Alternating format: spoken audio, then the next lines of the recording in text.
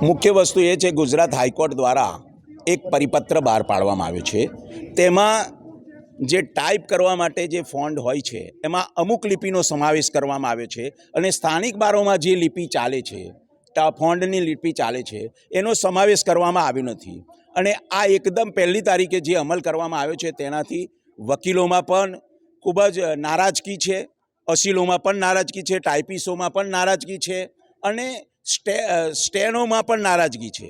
જ્યાં સુધી જે ફોન્ટનો ઇમ્પ્લિમેન્ટ નીચે ના થાય ત્યાં સુધી કેસો દાખલ કરવા અતિ ગંભીર સમસ્યા ઊભી થાય એવી છે।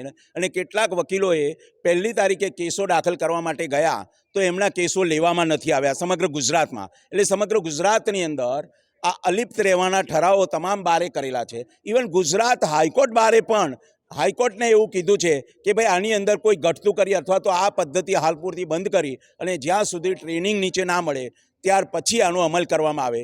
અને અન્યથા અમારી તો સ્પષ્ટ માગણી છે કે સ્થાનિક બારમાં જે ફોન્ટ ચાલે છે એનો સમાવેશ કરી દેવામાં આવે, A4 કાગળ વાપરવામાં આવે, એ જે સ્પેસ છોડવાની છે તે પણ રવા દેવામાં આવે તો અમારે કંઈ હાઈકોર્ટનો પરિપત્રનો વિરોધ નથી, પરંતુ હાલ પૂરતું આ સ્થગિત કરી અને તમામ ડિસ્ટ્રિક્ટ કોર્ટોને આ કેસો લઈ લેવા માટેની અપીલ હાઈકોર્ટે કરવી જોઈએ એવું અમારું માનવું છે।